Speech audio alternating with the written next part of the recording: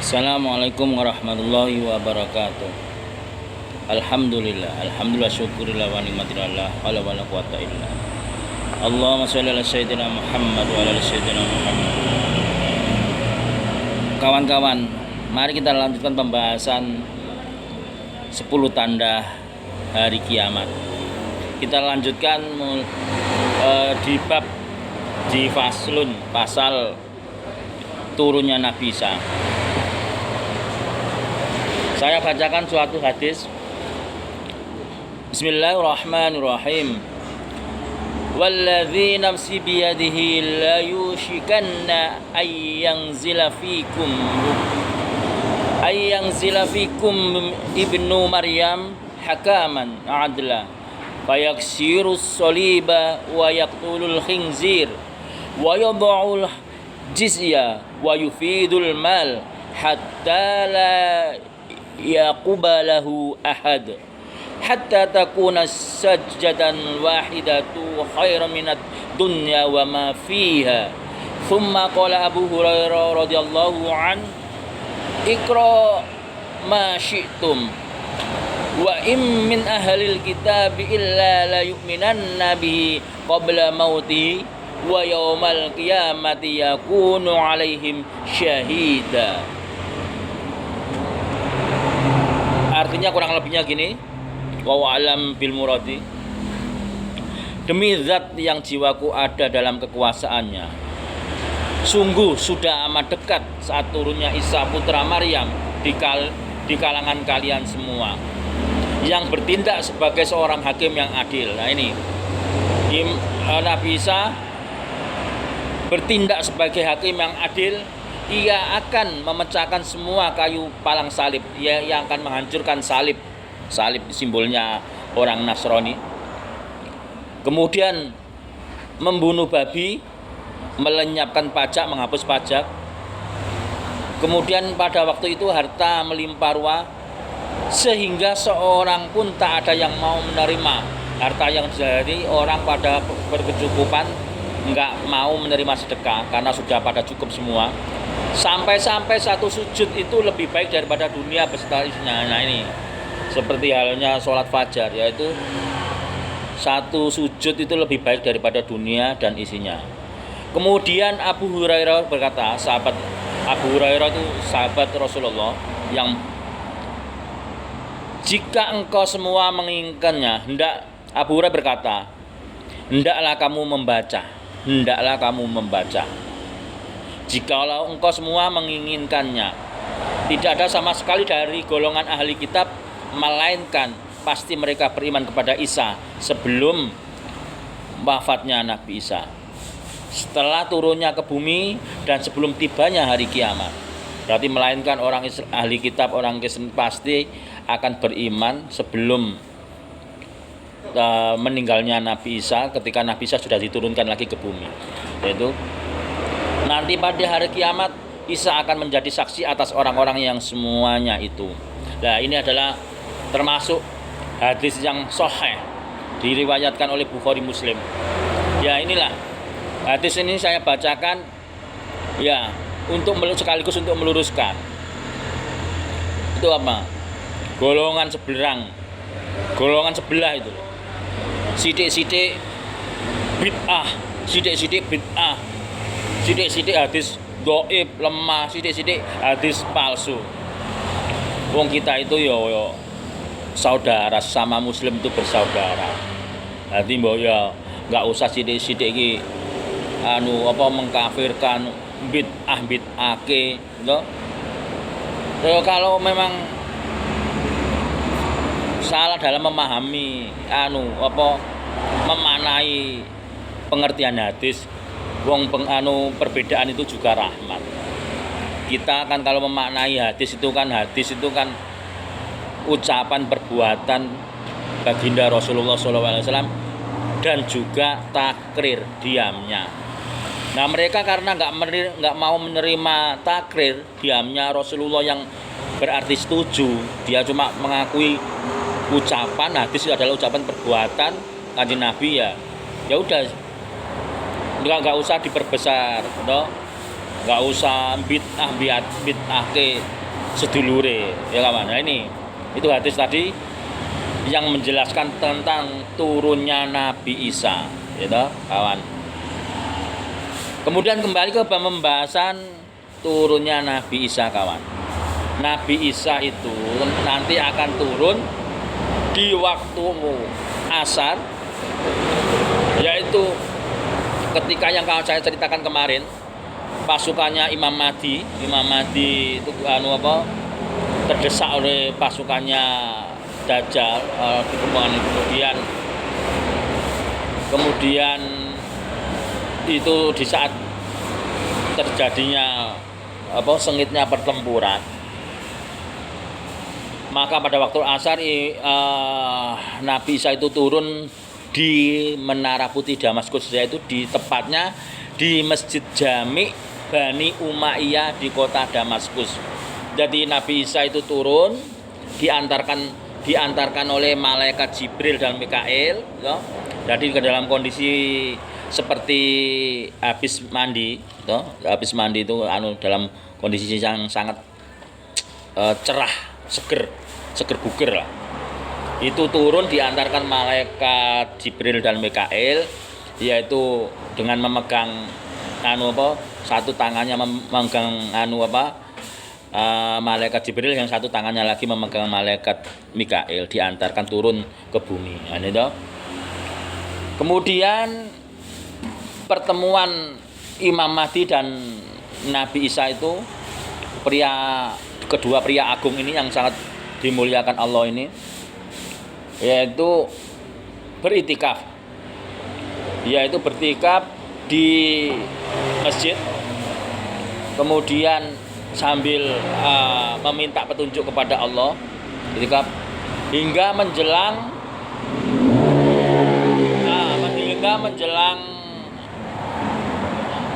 azan subuh, yaitu maksudnya gini kawan, yaitu turunnya Nabi Isa itu di waktu asar, kemudian pertemuan itu kemudian musyawarah terjadi rembukan karo Imam Mahdi tentang suatu keadaan itu toh. Kemudian ya melakukan sholat bersama, kemudian kembali beriktikaf minta petunjuk kepada Allah hingga terdengar fajar sodik yang malam itu menandakan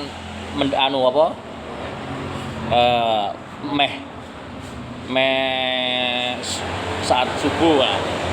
Kemudian Imam Mahdi ditunjuk sebagai imam. Dalam hal ini ketika melaksanakan sholat, Imam Mahdi itu ditunjuk, dipersilakan Nabi Isa, monggo jenengan mawon ingkang dados imam. Nah gitulah bahasa wong Jawa ngoten. Nah, berarti Imam Mahdi yang menjadi imam, sedangkan Nabi Isa itu bermakmum di belakangnya. Nah, perlu diketahui kawan-kawanku yang dirahmati Allah. Allahumma sholli ala sayyidina Muhammad wa ala sayyidina Muhammad. Yaitu misinya Nabi Isa ini, satu, membunuh Dajjal sesuai dengan hadis yang saya bacakan tadi, kemudian menghancurkan salib, membunuh babi, celeng, asu, wah itu bahasan itu. Berarti yang penyebab hadis Mughalladho itu membunuh babi, menghancurkan salib toh. Nah, kemudian itu pada suatu pagi toh, di suatu negeri ya, ini cerita karo dongeng. Tapi betul-betul kawan, ini kitab yang menerangkan, bukan dongeng asal-asalan gitu. Penduduk negeri Palestina itu geger diamuk Dajjal. Lalu Nabi Isa bergegas untuk menolong kaum muslimin. Nah, ini mengetahui datangnya Dajjal itu, mengetahui datangnya Nabi Isa, Dajjal itu melarikan diri. Gitu. Nih, saya bacakan sebuah hadis lagi ya. Saya tak bacakan sebuah hadis lagi. Bismillahirrahmanirrahim. Wa ya'ti ba'dahu dajjal thumma yanzilu Isa ma'al mahdi ala qatlihi thumma yutawaffa al-mahdi wa yusalli alaihi muslimun. Dan setelah itu turunlah Dajjal, setelah itu turunlah Nabi Isa alaihissalam, lalu Nabi Isa dan Imam Mahdi saling tolong menolong untuk membunuh Dajjal. Lalu Imam Mahdi meninggal dunia dan orang-orang Islam pun menyembayangkan jenazahnya. Tapi ketika terjadi di masanya Nabi Isa ini juga ketika masih di eranya Dajjal itu Imam Mahdi kan sudah memakmurkan bumi ini sekitar 7 sampai 9 tahun. Kemudian Imam Mahdi wafat. Nah, kemudian ini Nabi Isa ketika Dajjal itu mengamuk membabi buta, itu geger penduduk Palestina, Nah, ini akhirnya Dajjal itu mengejar kok Dajjal. Wah, astagfirullahaladzim. Nabi Isa itu mengejar Dajjal sampai di Babilut. Kemudian sebelah baratnya Baitul Maqdis, Palestina. Kemudian disitulah Dajjal Nabi Isa alaihissalam itu dibunuh. Maksudnya Dajjal dibunuh. Nah, Dajjal dibunuh oleh Nabi Isa. Nah, dalam suatu riwayat kawan, dalam suatu riwayat juga ada yang menceritakan gini. Jadi Nabi Isa itu tidak bisa mengejar Dajjal karena Dajjal itu punya ilmu melipat bumi. Bahasane kalau kita mengenal wali-wali Allah, ada ibaratnya wali-wali Allah tanah Jawa kan bisa melipat bumi itu, kita bisa hadir ke Mekah. Nah, ini Dajjal pun mempunyai kekuatan melipat bumi. Yaitu kekuatan ini namanya istijrot, yaitu kemampuan luar biasa yang dimiliki orang yang mendurkai Allah, orang-orang kafir yang ilmu melipat bumi ini. Jadi ilmu melipat bumi itu segini kawan. Seperti halnya kita misalnya di Indonesia mau ke Mekah itu nggak usah naik pesawat, nggak usah naik kapal laut. Jadi tinggal bumi Mekah itu dipanggil, di awe. Nah, itu bumi Mekah itu akan mendekat. Nah, kemudian kita itu bisa mendatangin tanah Mekah itulah. Maksudnya itulah ilmu-ilmu melipat bumi. Ini diriwayatkan Dajjal itu enggak terkejar. Kemudian Nabi Isa itu memerintahkan pada bumi, hai bumi, telanlah kaki Dajjal. Maka seketika kaki Dajjal itu ditelan bumi, tersungkur, tanahnya itu ambles. Kemudian Nabi Isa dengan ekspresi yang geram, dengan marah, karena ini kenapa kok sampai Nabi Isa itu sangat marah. Ini sekilas saya ceritakan kemarin.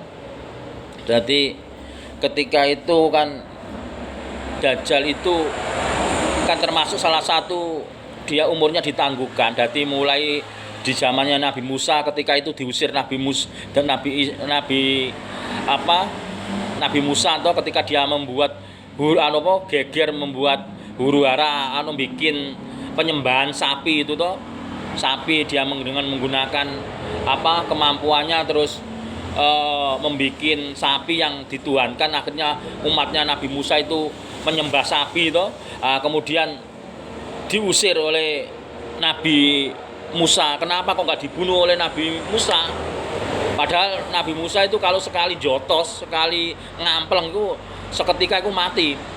Nah, itu karena memang sudah ditakdirkan bahwa Musa Samiri itu sebagai nanti fitnah akhir zaman, yaitu Dajjal, yang nanti adalah yang takdir dia itu matinya di Nabi Isa. Jadi yang berhak membunuh itu Nabi Isa. Itu sudah ditakdir oleh Allah seperti itu. Jadi makanya diusir Nabi Musa. Kemudian ketika di era zamannya Nabi Isa, nah dia itu kan namanya makanya mendapat julukan Al-Masih. Itu Al-Masih. Al-Masih itu yang mengusap bumi dalam pengembaraan. Dalam pengembaraannya itu ketika sampai pada zamannya Nabi Isa, dia itu reinkarnasi menjadi Yudas Iskariot ya, yaitu salah satu pengikutnya Nabi Isa yang murtad, yang berkhianat, gitu. Ketika di zamannya Nabi Isa, dia itu ingin menyaingi kemampuannya Nabi Isa. Kenapa? Karena Nabi Isa itu bisa menghidupkan orang mati, Nabi Isa itu bisa menyembuhkan orang buta, toh. Nah, itu maka dia itu ingin bertemu Nabi Isa. Kemudian dia itu menyusup menjadi pengikutnya, atau toh. Nah, ketika mendatangi majelis itu, nah, terus pengikutnya Hawariyin itu menceritakan kepada Nabi Isa bahwa ada seseorang yang ingin bertemu.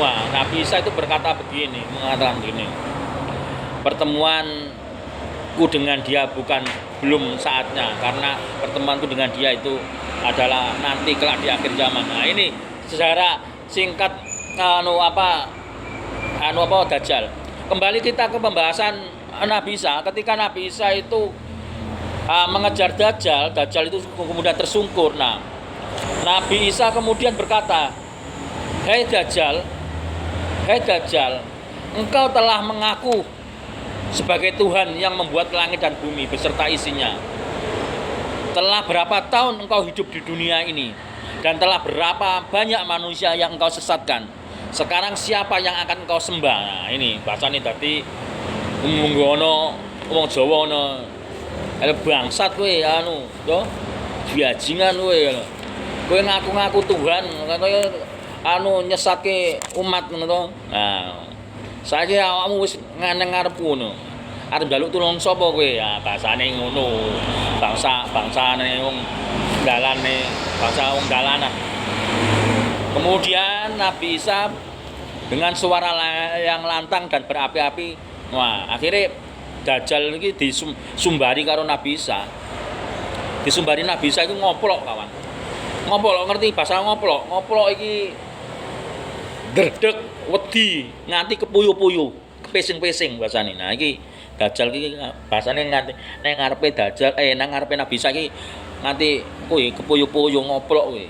Saking ngodine karena tahu Dajjal itu bahwa takdirnya itu kematiannya itu di tangan Nabi Isa. Nah, kemudian tadi kan ketika Nabi Isa mengejar Dajjal itu kan Nabi Isa sempat mengeluarkan halilintar itu toh, dibuat nyamber Dajjal itu toh, mengeluarkan halilintar untuk Dajjal. Kemudian setelah Dajjal itu tersungkur, nah Nabi Isa itu kemudian mengeluarkan pedang. Ya pedangnya ya seperti nenggone kawan, nenggone film-film fiksi itu loh. Jadi ketika mengeluarkan halilintar ya tinggal pegang halilintar, wes toh. Ketika membidikkan anak panah ya tinggal set, tahu-tahu sudah wujud panah toh. Nah, terus ini juga gitu. Ketika akan menggal kepala Dajjal, beleh Dajjal, ya seketika yo set, metu pedang ya, mungkin semacam koyo pedang naga puspa apa kayak pedang samurai apa ya. Dajjal kemudian sampai di sini, maka saking gemetarnya Dajjal itu di hadapan Nabi Isa itu seperti domba, laksana domba di depan harimau yang siap menerkam. Kemudian Nabi Isa menebaskan pedangnya ke leher, toh. Nah, Dajjal setelah tersungkur kan disumbari kowe. Piye, toh? Saiki awakmu arep njaluk tulung sapa? Nah, bahasane ngono to. Semua polok kae wah ditebas lehernya. Tebas karo Nabi Isa. Nah, akhirnya leher Dajjal mengalir darah, toh. Leher Dajjal mengalir darah, Dajjal senggar-senggur mengalami sekarat, bagaikan ayam jago yang galak disembelih, yang sebelum sakaratul maut atau tewas itu, sebelum mati kejat-kejat itu gelepar kejar. Nah itulah Dajjal ketika ditebas lehernya oleh Nabi Isa itu menggelepar. Nah itu ini maksudnya matinya Dajjal, kemudian itu tadi Nabi Isa, kemudian setelah itu Nabi Isa akan melaksanakan perang Sabil sebagaimana Imam Mahdi. Nah ini loh, bala tentaranya adalah sirullah, bala tentaranya Nabi Isa sirullah, yaitu malaikat dan jin. Nah itu kalau tidak mengerti apa kata-kata tentara sirullah itu yaitu tentaranya Allah dari bangsa malaikat dan jin Islam, yaitu akhirnya melaksanakan peperangan hingga akhirnya